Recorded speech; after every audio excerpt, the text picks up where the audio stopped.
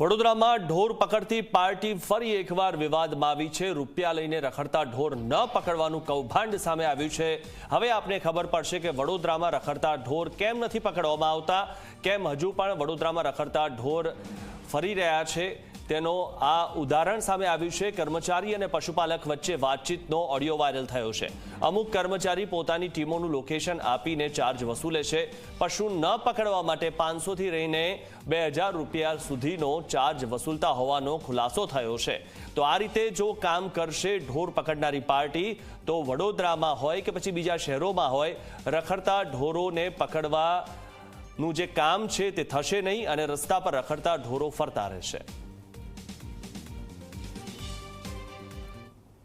મેં તારી આટલી ભરી તો ભાઈ, હવે એટલું ભરું તો તને આવેલું મેં કીધું ભાઈ અહીંયા ગાડી છે સ્ટોરમાં નાખી, એટલું ભરું તો તને કીધું મેં। અત્યારે ગાયો મારી કેમ ના છોડી? એટલે હવે તમે 2000 માંગો, 3000 માંગો, દારૂ પીવા માંગો તો તમને ના પાડી મેં ગારે? એ તો તારી વાત સાચી છે, 3000 કહો તો 3000 ઠોકી આપું તમને। મેં ખુદ ની ઉતરેલો, હવે તને હું કઉ છું ગાડી પરથી આ નંબર ઉપર હાઈ લખીને મોકલ, 500 નાખી દો। 1000 રૂપિયા લાગને મારા માટે ખાલી। પેલા ભાઈ જોડે છે એનામાં ખાલી 500 જ પડ્યા હતા। 700 રૂપિયા લાગીને ખાલી મારો ભાઈ તારી સોગન જો એવું હોય ને તો ફોટો પાડી મોકલું અંદર કેટલું બેલેન્સ છે એવું। ચાલ હા, સારું ચાલ ને કઈ પછી